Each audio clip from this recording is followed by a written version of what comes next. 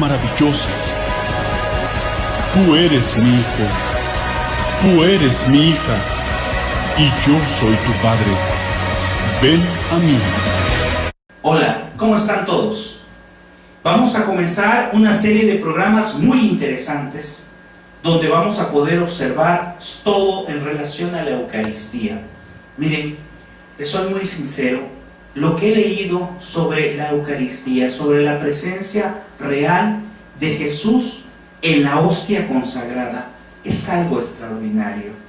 En esta serie de programas vamos a hablar precisamente del sacramento de la Eucaristía, Jesús presente realmente en la hostia consagrada. Y no solamente vamos a abordar un tema en el aspecto exclusivo espiritual, vamos a hablar de la Eucaristía también en el aspecto científico, ya que vamos a mencionar sobre los milagros eucarísticos que ha existido alrededor del mundo y de investigaciones realizadas por diferentes científicos, como el caso del doctor Ricardo Castañón, un científico actual católico que ha investigado sobre milagros eucarísticos y ha comprobado científicamente que Jesús se encuentra en la Eucaristía. Todos estos temas que vamos a manejar son unos temas cuya finalidad es que tú entiendas y te des cuenta, por fe, por creer y por lo más importante, como dice el título del programa, porque Él lo dijo. Él dijo, yo estoy aquí. Por eso es que te invitamos a que veas estos programas y a partir de este primer episodio vayas conociendo todo lo relacionado a la Eucaristía, al amor de Dios, a ese amor infinito que te tiene a ti y que me tiene a mí, Jesús, por estar en la Eucaristía. Vamos a comenzar con una pequeña reflexión. Dicen por ahí que uno tal vez puede pensar, ¿cómo es posible que Jesús esté en la Eucaristía? Y yo te digo una cosa importante, ciertamente no comprendemos cómo es posible, mas sin embargo, eso no quiere decir que yo tenga que dudar. Te hago una pregunta, ¿acaso comprendemos cómo fue posible que Cristo, deteniéndose ante la tumba de Lázaro, que hacía 4 días que estaba sepultado, pronunciase unas breves palabras? Te recuerdo que Jesús ante la tumba de su amigo Lázaro dijo, Lázaro, sal fuera. ¿Y qué fue lo que ocurrió? Aquel ser, aquel amigo de Jesús que estaba muerto, resucitó.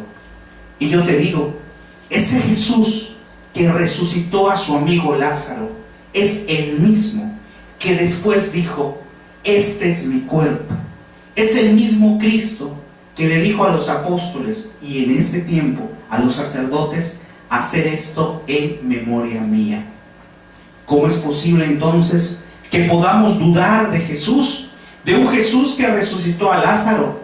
Tal vez algún hermano de otra denominación pueda decir, Jesús no está en la Eucaristía, es un cuento, es algo inventado por los católicos.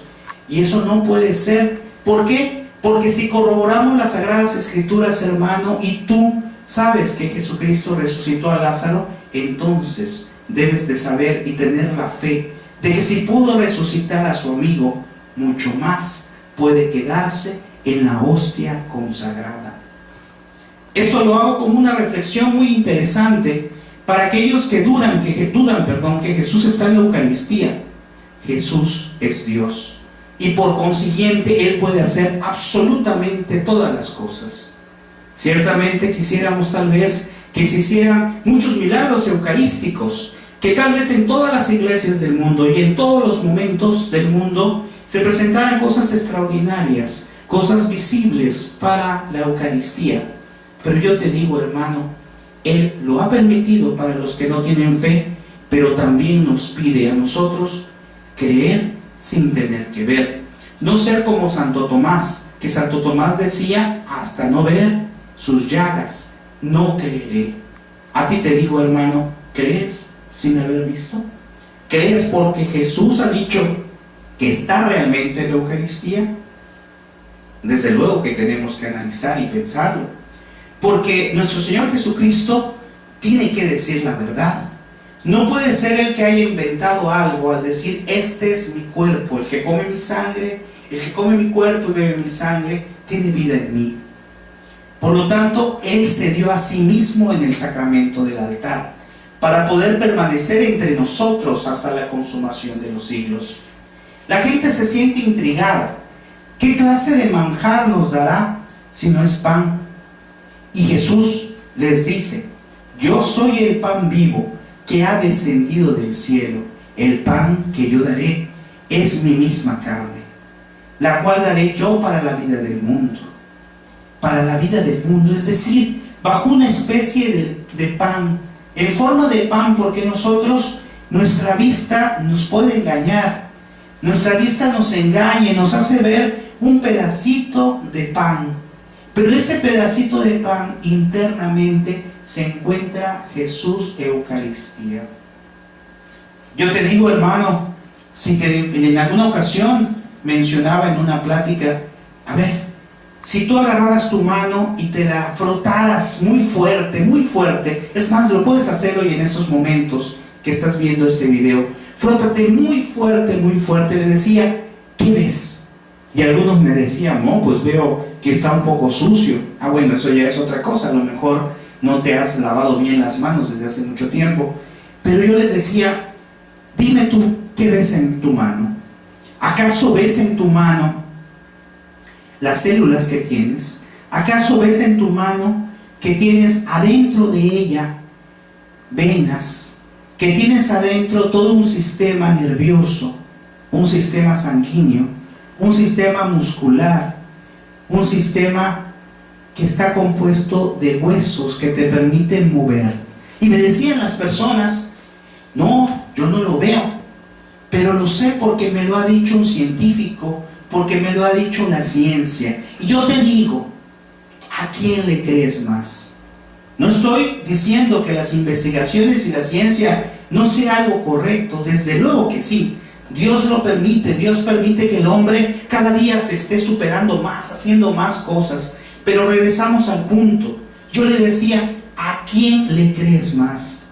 ¿A un científico que te dijo que aquí hay muchas cosas dentro de tu mano? ¿O a Jesucristo, Dios, que dijo, este es mi cuerpo y esta es mi sangre? ¿A quién le crees más, hermano? Aquí no se trata de confrontar a la ciencia, se trata de unir a la ciencia con el Espíritu de Dios. Se trata de hacer que la ciencia y entender que la ciencia son instrumentos, son cosas que Dios permite que el hombre investigue para saber más. Pues bien, regresando a lo que mencionamos acerca de Jesús en la Eucaristía, Él se encuentra en la hostia consagrada. Y además, algo muy interesante, en Juan 6:56 nos dice, porque mi carne verdaderamente es comida y mi sangre verdaderamente es bebida. No estaba hablando en parábolas, hermano. Tú puedes pensar, no, lo que pasa es que Jesucristo hablaba muchas veces en parábola, y es cierto. En las Sagradas Escrituras dice que para que entendieran las personas acerca del reino de Dios, para que entendieran acerca del perdón, por ejemplo, el Señor hablaba en parábolas, es decir, como una especie de cuento donde Él iba explicando posteriormente de qué se trataba. Recordemos, por ejemplo, la parábola del hijo pródigo, donde Él, a través de un relato muy hermoso, nos enseña el perdón de Dios Padre. Pero te aclaro una cosa importante. Ciertamente Jesús hablaba en parábolas, pero cuando hablaba en parábolas, dice las Sagradas Escrituras, después llamaba a los apóstoles y les explicaba. Aquí las Sagradas Escrituras son muy claras. Las Sagradas Escrituras nos enseñan que no hablaba en parábolas cuando hablaba acerca de su cuerpo. Cuando, repito, Él dijo, porque mi carne verdaderamente es comida y mi sangre verdaderamente es bebida. Cuando Él dijo que el que coma su carne tendrá vida eterna, no hablaba, y si hablamos en el término del lenguaje que se utilizaba y la traducción correcta, no hablaba acerca de algo figurado. Si analizamos, por ejemplo, algunos temas que podemos encontrar en internet, ¿verdad? Por ejemplo, de algunos testimonios, nos podremos dar cuenta de que la traducción bíblica vendría a significar comer. Viene a significar el hecho de comer propiamente el cuerpo de Cristo, ¿sí? Por ejemplo, en el caso de Fernando Casanova, ex pastor protestante, lo pueden localizar en algunas direcciones, lo pueden localizar en el canal de YouTube, en algún canal de YouTube. Ahí explica él claramente la traducción que significa comer, es decir, un cuerpo, un pan que es su cuerpo y que no está hablando en parábolas. De esta manera podemos analizar algo muy interesante. No solamente debemos de anhelar unirnos con Dios, sino también comerle, es decir, también recibir su cuerpo, de tal manera que lo veamos como un manjar, como algo extraordinario de poder recibir. Mencionamos también al principio que hablaremos durante esta serie de programas no solamente de cuestiones espirituales o cuestiones dogmáticas, sino también de una realidad importante, de milagros eucarísticos. Más adelante abarcaremos diferentes temas relacionados con los milagros eucarísticos y, como dijimos, con las investigaciones actuales. Pero para empezar, creo que vamos a dejar una tarea importante. Te vamos a dejar de tarea que investigues para que para la próxima podamos ahondar más en el tema sobre los milagros eucarísticos, sobre Jesús en la Eucaristía realmente presente y visible a través de esos milagros que han estado desde siglos, desde hace muchos siglos. Muy bien, regresando con lo que estamos comentando en este momento, dice por ahí un escritor: qué cosa más triste para quienes se aman de veras, despedirse y separarse. Cualquier cosa estarían dispuestos a hacer. Si alguno de nosotros pues ha tenido a lo mejor algún familiar, alguna persona o amigo que se tiene que separar de él, pues es algo muy triste. No podía ser así con Jesús. Jesús tenía que dejar, tenía que quedarse a través de la hostia consagrada. Por eso Él dijo en Mateo 28:20: he ahí que yo estaré con vosotros o con ustedes hasta el fin de los tiempos, hasta la consumación de los siglos. ¿A qué se refería Jesús con esa parábola? No solamente estaba hablando en un sentido figurado, como a veces nosotros podemos pensar que Jesús, que Dios está en el cielo solamente. No, Él nos decía a través de las Sagradas Escrituras, y el magisterio de la Iglesia nos hace ver que esta cita bíblica de Mateo 28:20 se refiere a que iba a estar junto a nosotros en el sagrario, en el lugar donde ahí está en este momento Jesús, donde está esperando escucharte y atenderte. Yo soy testigo, yo soy un testigo indigno, sí, pero soy testigo del poder de la Eucaristía. Cuando me he sentido mal, cuando he tenido problemas, cuando he estado triste, preocupado por situaciones de mi familia o personales, antes de intentar resolver la cosa o las situaciones por mis propios medios, he querido siempre ir al sagrario o intentado ir al sagrario. La visita a Jesús Eucaristía diaria es un fortalecimiento, un encuentro. Y mi testimonio es que después de ir con Jesús Eucaristía, dejarle ahí todos mis problemas y mis situaciones, he salido muy bien de ahí, prácticamente siempre. He salido con una alegría, con una esperanza de que se va a arreglar esa situación, teniendo siempre que tener en cuenta la fe y la confianza en Jesús. Por lo tanto, nos podemos preguntar, ¿qué hace pues el que comulga? Aquel que comulga, fíjense, si Jesús es tan bueno y tan importante y da tantas gracias, si yo voy a donde está en el sagrario y le pido y le platico y siento las maravillas, imagínense aún más aquel o aquellos que le recibimos en la comunión. Ya no solamente está Jesús ahí ahí en el sagrario, ahora está dentro de mí, ahora es parte mía. Por ejemplo, es tanto el amor como un esposo y una esposa que están juntos, ¿verdad? Su relación como esposos en un matrimonio, por ejemplo, se vuelve profundo. Así Jesús, la relación entre Jesús y tú, cuando estás en el sagrario, se vuelve más profundo. Y como decía las Sagradas Escrituras, yo no soy más bien, yo no soy quien vive, es Cristo quien vive en mí. Esas palabras de San Pablo tan hermosa que dice, yo vivo, o más bien, no soy el que vivo, es Cristo que vive en mí. Es decir, dice, ya no soy yo, es Cristo.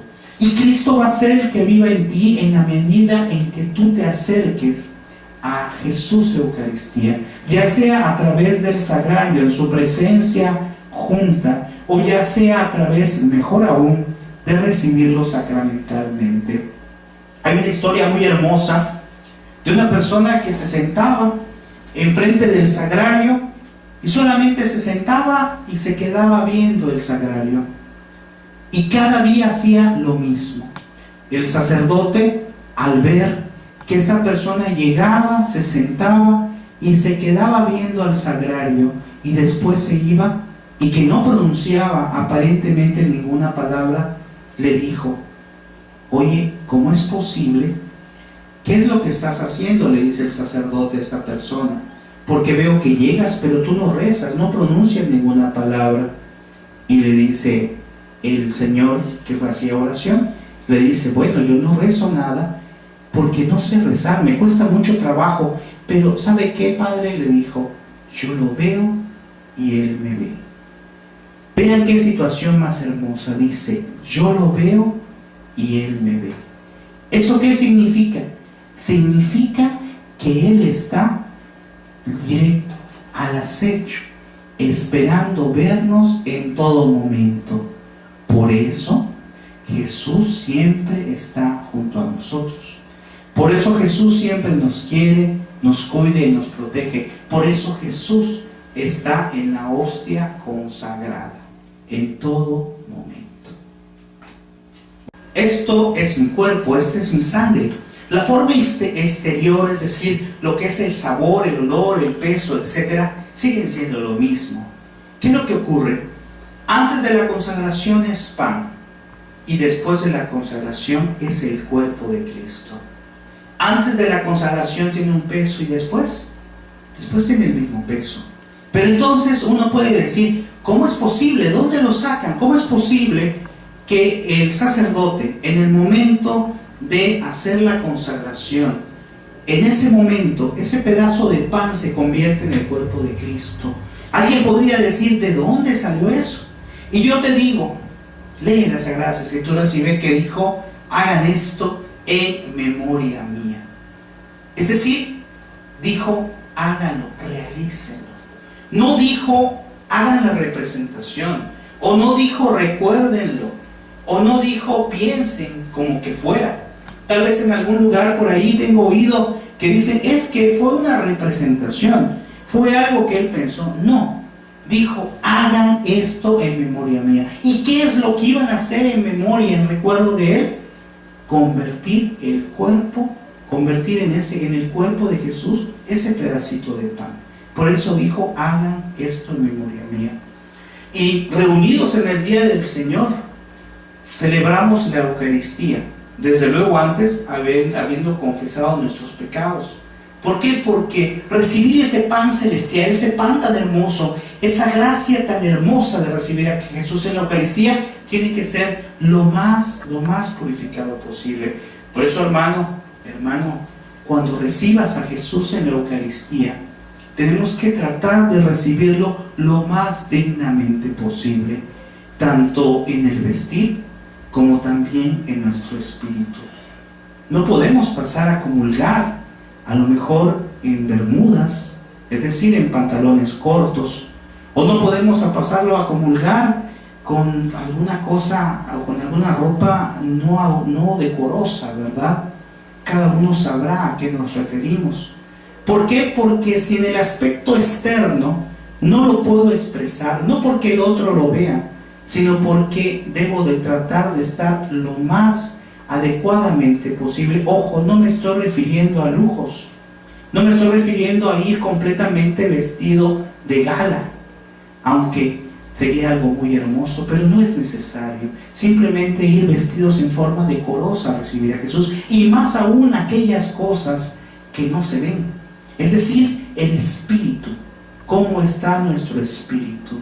Nuestro espíritu tiene que estar lo más limpio posible y pedirle perdón al momento, antes de recibirlo, durante la cola de la comunión. Intentar no estar volteando a ver quién viene, no platicar con alguien, intentar ese momento, ese caminar, mientras vas a recibir a Jesús Eucaristía, intentar decirle: Señor, te voy a recibir, soy indigno de recibirte, perdóname por mis faltas, por las cosas que he cometido. Ustedes saben que si es un pecado mortal, es decir, una ofensa grave contra Dios, no podemos recibirlo. Recordemos que el magisterio nos enseña que para que sea un pecado mortal, es decir, para no poder recibir a Jesús, tenemos que tener 3 cosas importantes.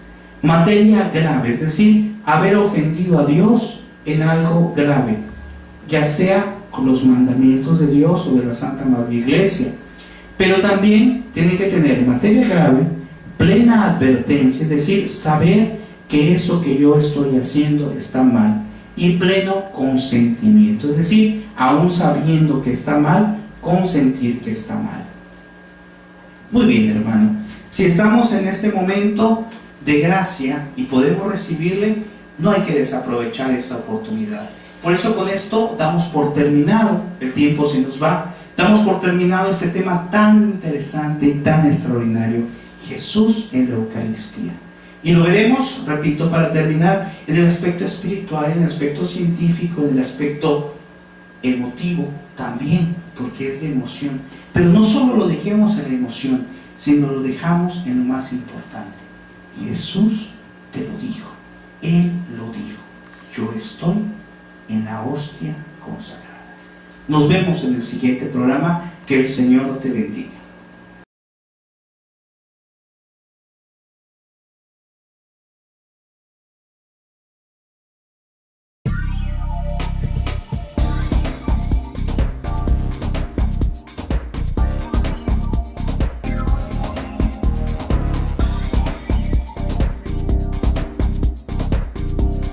Cosas grandes y maravillosas.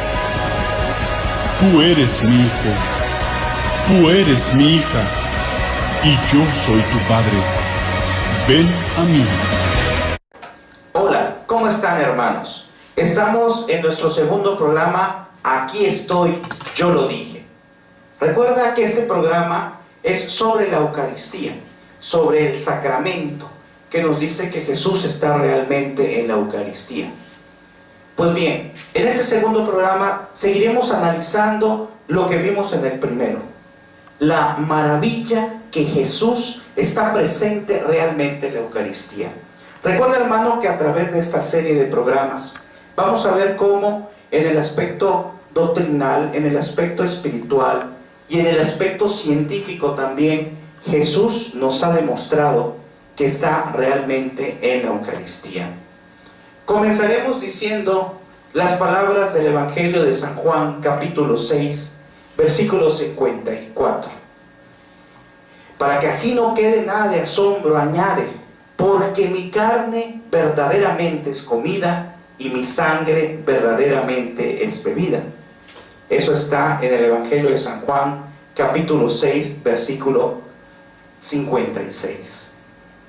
Por ahí hay una frase de Homero que dijo que el hombre abre su alma para recibir a Dios, como abren sus picos los polluelos hambrientos para acercarse a su madre. Tolstói dijo en alguna ocasión que el alma clama por Dios, como pía el polluelo caído del nido. Cristo lo corrobora. ¿Y cómo lo corrobora? A través de su palabra. Lo corrobora aún más que esos hermosos pensamientos de estas personas. No solamente hemos de anhelar unirnos a Dios, sino más aún comerle, más aún no solamente verlo, sino tenerlo en nuestro interior. Es así como la Eucaristía viene a ser una parte integral en tu vida. Hermano, decíamos en el tema anterior, en el programa anterior, que Jesús realmente lo mencionó y que no estaba hablando en sentido figurado. No es una representación de las Sagradas Escrituras o del hecho en sí de la Eucaristía.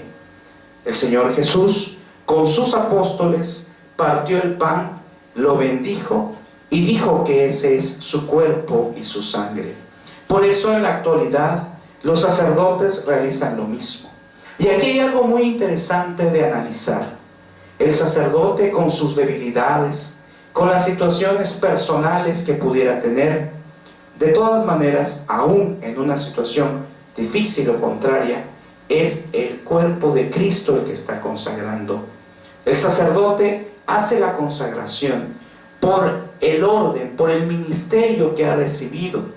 Mas, sin embargo, si el sacerdote, alguno por ahí, estuviera haciendo cosas incorrectas, es de la misma forma Jesús quien se transforma en ese momento. Porque la transformación del Señor no la hace porque el sacerdote tenga o no tenga faltas, lo hace porque Él dijo: hagan esto en memoria mía. Es como aquella persona que alguien le manda a hacer algo. Si lo llega a hacer, ya sea lo haga contento o lo haga molesto, de todas maneras lo hace. Vamos a poner un ejemplo claro. Vamos a suponer que una persona le dice: ¿sabes qué? Vas a barrer bien esta pieza. La persona puede tener en el aspecto humano dos opciones: barrer la pieza bien, pero molesta. Es decir, estar barriendo, estar limpiando, pero estar molesto por estar haciendo eso. O bien, la persona puede ser que también barra bien la pieza, pero esté contento, esté alegre porque está haciendo su trabajo. En ese momento, hermano, podemos analizar con lo que estamos diciendo ahora. Si la persona lo hizo molesta o lo hizo contento, al final se logró el objetivo. Desde luego que lo correcto hubiera sido que la persona lo haga contento. Así también, cuando un sacerdote pueda tener alguna falta, alguna situación personal, en la Eucaristía, al momento de la consagración, en ese momento Jesús se hace presente. Y ahí la importancia, aprovechando, de pedir siempre por nuestros sacerdotes, para que no solamente realicen esa consagración que Dios le ha permitido, sino que hagan vida en la consagración siempre, que se llenen del Espíritu de Dios nuestros sacerdotes, de tal manera que todo eso sirva para enriquecimiento, no solo de lo que es el proceso, no solamente de la celebración eucarística, sino de cada una de las cosas que realiza un sacerdote. Por eso, hermano, es muy importante que tú siempre reces por tus sacerdotes. Es muy importante. Continuando con lo que estamos manejando, podríamos pensar, y tal vez podemos analizar mucho, cuando ustedes a lo mejor se despiden de alguna persona, de algún conocido, y decimos, pues que nos cuesta separarnos. Si por ejemplo tenemos a un hijo que se va a estudiar a otro lugar, al extranjero, nos cuesta mucho separarnos. Por eso Jesús se queda con nosotros. Por eso Jesús se queda en la Eucaristía. Pero volvemos a mencionar algo similar. Lo que estamos viendo el día de hoy no solamente es el tema general, hablar que Jesús está en la Eucaristía, sino hoy vamos a ir más allá. No solamente Jesús está en el sagrario, sino que Jesús puede estar dentro de ti. Y la única condición para poder estar dentro de ti es estar en gracia de Dios. Es decir, no haber cometido ningún pecado mortal, o bien, si lo cometes, acercarte al sacramento de la reconciliación o confesión.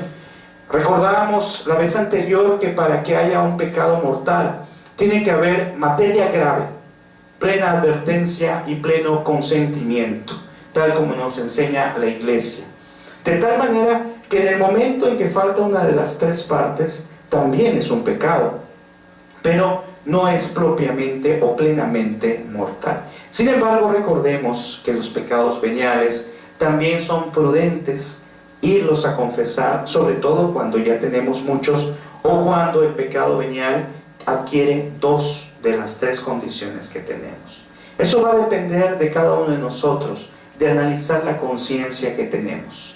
Ahora bien, ¿qué pasa con el que comulga? Vean esto, qué hermoso. El que comulga entra en relación tan cálida con Cristo como un amigo, pero además su relación es más profunda. ¿Será como el esposo con la esposa? ¿Será como los padres con los hijos? No. Nos menciona un autor por ahí que es todavía más profunda, porque no es una unión tal vez humana, es una unión espiritual. Es algo importante que analices esto. Acuérdense de lo que decía San Pablo, decía, yo vivo, o más bien, no soy yo el que vivo, es Cristo quien vive en mí. Ahí el evangelista en las Sagradas Escrituras nos hace mención, más que evangelista, perdón, San Pablo, nos hace mención acerca de cómo puede llegar a ser mi encuentro personal con Cristo.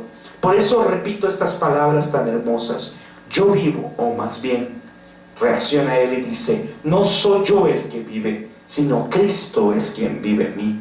De esta manera, en el momento de la comunión, hermano, ya no eres tú, al menos por unos segundos. Hay una canción muy hermosa de un cantante católico que nos hace mención de una persona que se le apareció 2 ángeles al momento de comulgar. Y en ese momento los ángeles se van a un lado, ¿verdad? ¿Qué es lo que ocurre? Dice él, ¿por qué se están yendo? Y le dice, nos vamos. No por los pecados que tienes o por cualquier otra situación. Es el momento en que nos alejamos porque ya no estamos necesariamente ahí, porque está Jesús dentro de ti.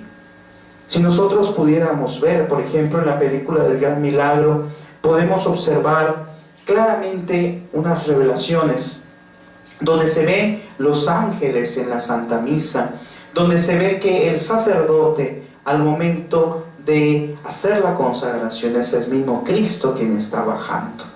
Y podríamos pensar que eso es algo incoherente, que es algo imposible de creer, pero yo te digo, hermano, ¿por qué no crees que Jesús está en la Eucaristía? Te lo digo a ti que a lo mejor te has alejado de la iglesia o que estás en otra denominación. Desde luego que la persona que al final de cuentas esté en otra denominación y por ignorancia esté allí, sin duda alguna que la misericordia de Dios le hará alcanzar, si vive su fe de acuerdo a sus principios, le hará alcanzar la salvación. Pero yo te digo, ¿qué deseas? ¿Estar en un lugar bueno o estar en el mejor lugar? Y es el mejor lugar no porque la Santa Iglesia no tenga a alguien que cometa pecados. El que te está hablando, desde luego que es un pecador y desde luego que ha cometido durante su vida muchísimas faltas. Pero no estamos aquí, hermano, no estamos aquí en la Iglesia de Cristo, en la Iglesia Católica, porque yo me lleve con X o Y sacerdote. O no estamos aquí o nos alejamos de aquí porque me molesté con tal persona, con tal religioso o religiosa. Estamos aquí en la Iglesia Católica, en la Iglesia del Señor, porque es la que Él fundó. De hecho, habrá próximamente por este canal un tema en relación a este tipo de preguntas, a cuestionamientos sobre nuestra fe, y llegaremos a la conclusión, sin duda alguna, de que estamos en el lugar correcto. Nosotros hemos sido los que a lo mejor hemos distorsionado muchas cosas, pero es la Iglesia de Cristo. Se nos dice que es santa y pecadora. Es pecadora porque estamos nosotros dentro de ella, pero es santa porque es fundada por el mismo Cristo. Una vez una maestra me decía, es que la iglesia católica pues le ha pasado muchas cosas, ha tenido muchos problemas, y ella daba a entender como que iba a ser destruida. Yo le decía, imposible. Regresando a lo que estamos manejando sobre la Eucaristía, vean qué interesante está esto. Decíamos que en el momento de comulgar, en ese momento es Cristo quien está entrando en mí. Y recordemos las palabras tan hermosas, este es mi cuerpo, esta es mi sangre. Recordemos que la forma exterior, el olor, el peso, siguen siendo iguales. mas sin embargo ya no es el mismo, ya no es lo mismo, es Jesús. Y recordamos también una parte de las Sagradas Escrituras que nos dice: reunidos en el día del Señor, romper el pan y celebrar la Eucaristía, habiendo antes confesado nuestros pecados para que nuestro sacrificio sea puro, porque así dice el Señor. Vamos a analizar esto que dice en las Sagradas Escrituras. Dice: en todo lugar se sacrifica y se ofrece al nombre mío una ofrenda pura. Eso está en Malaquías capítulo 1 versículo 11. Entonces ahí las Sagradas Escrituras también nos recuerda que el día del Señor, ese es el día que se celebra la Sagrada Eucaristía. El día del Señor, sin duda alguna, es el domingo. Para algunos tal vez puede parecer como que el día del Señor queda como en el Antiguo Testamento, en sábado. Sin embargo, nosotros hemos puesto, por así decirlo, el día del Señor. ¿Por qué? Porque ha quedado en domingo, porque nos recuerda su resurrección, nos recuerda la resurrección del Señor.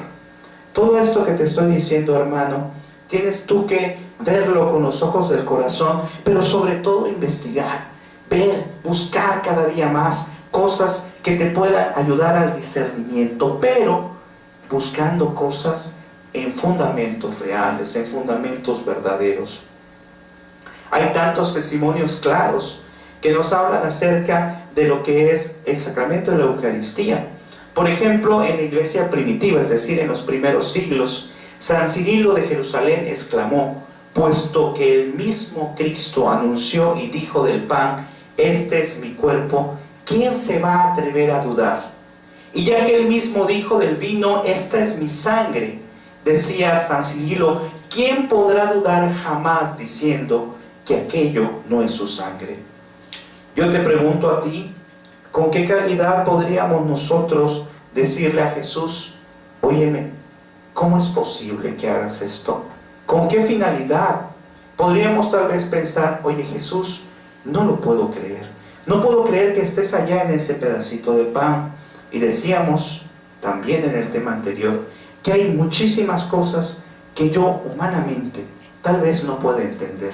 Te invito, hermano, a que reflexiones en estos momentos sobre las cosas que tienes dentro de tu cuerpo, sobre que yo puedo decir: alce la mano, y se alza la mano.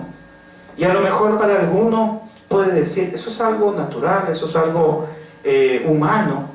Pero entonces, ¿cómo lo podemos hacer?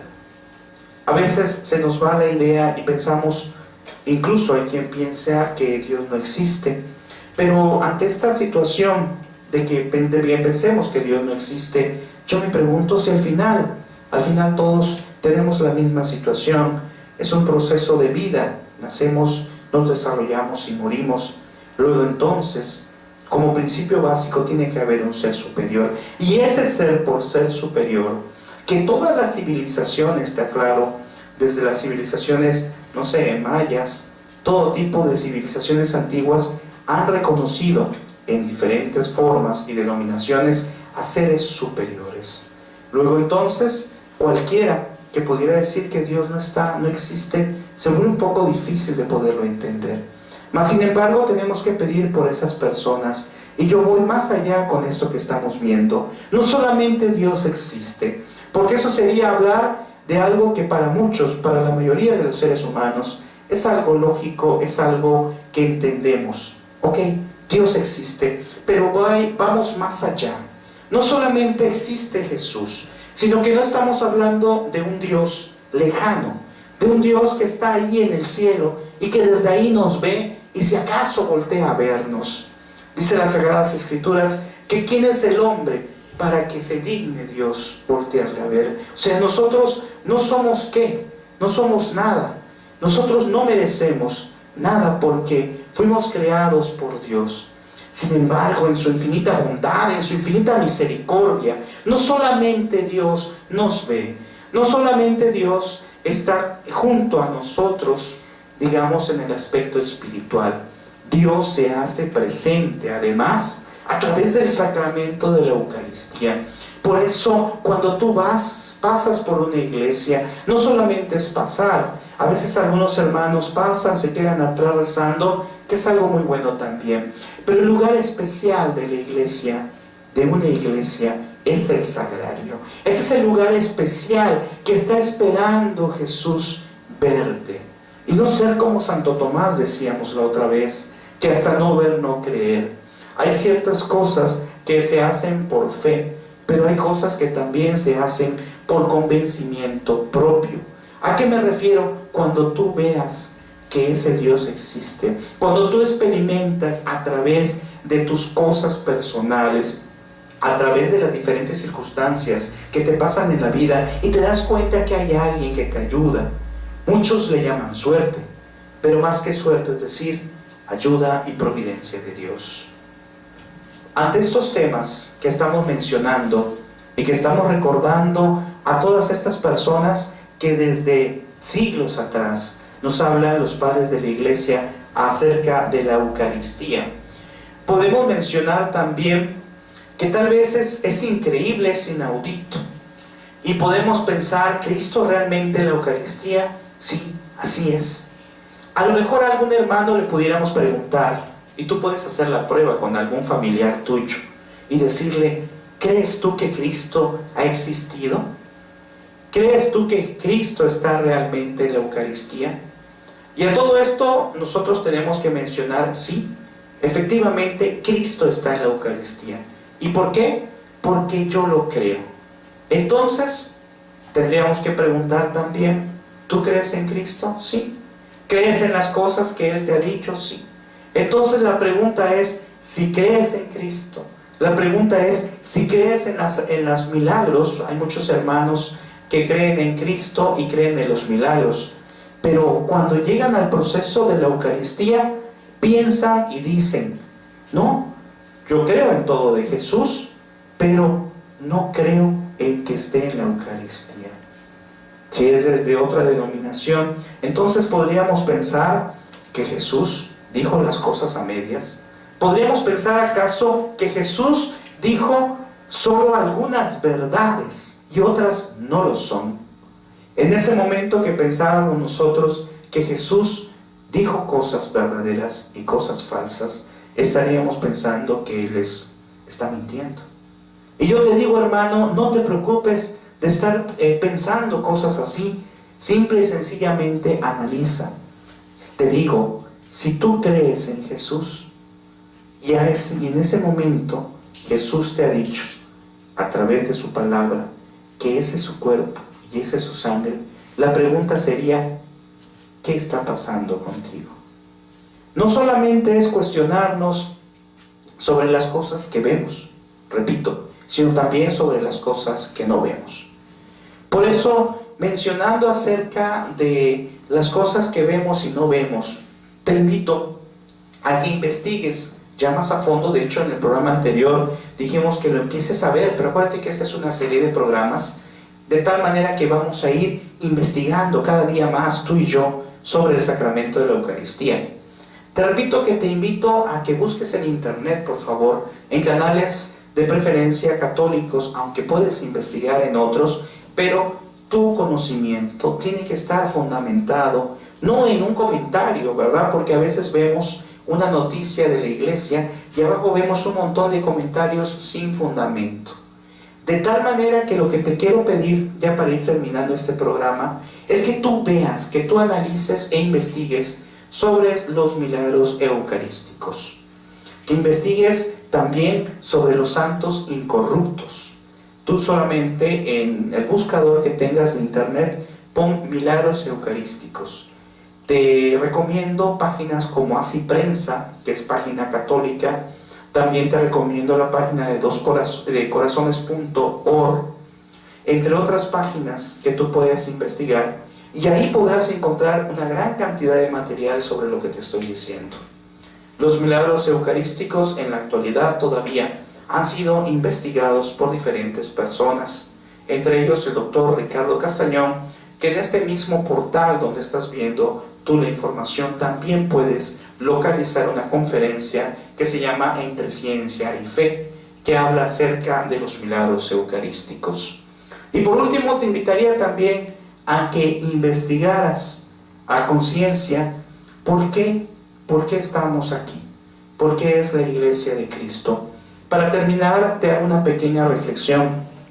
Una vez, algunas personas, a un grupo yo le decía, bueno, ¿por qué estás en la iglesia católica? Y me decía, bueno, porque mi abuelita, porque mi tía. Es algo muy bonito, pero no es eso lo que nos debe de mover. Tenemos que ser católicos por convicción, investigar. Si tú no sabes algo, hay que investigarlo. Una vez un hermano separado me decía, es que, óyeme, te voy a hacer una pregunta sobre la iglesia, sobre tu iglesia. Y yo le decía, bueno, házmela. Me hizo la pregunta y le dije, antes que me la hagas, te voy a decir una cosa. No sé si la sepa porque yo no puedo saber todo, pero sí te aseguro que tiene un ejemplo o una razón lógica. Y después corroboré. Esa pregunta que me hicieron, después corroboré que efectivamente tenía una razón lógica, tenía un fundamento lógico. Por eso, hermano, el fundamento lógico que tenemos que analizar para terminar es pedirte que investigues, pero más que investigues es no solamente que investigues, sino que busques a Jesús en la Eucaristía. Y hoy lo enfocamos específicamente, no solo a buscarlo en el sagrario, no solo a buscarlo en una iglesia, sino más aún, tenerlo adentro. Una vez le decían por ahí a un santo que veía, se sentaba nada más una persona a rezar, le decía, ¿qué haces? Yo lo veo y él me ve. De esa manera tan profunda tiene que ser tu comunicación con Cristo Eucaristía. Bueno, nos volvemos a ver, Dios mediante, en otro programa, y espero que esto te haya servido, este nuevo programa, para que ames más a Jesús Eucaristía. Hasta la próxima.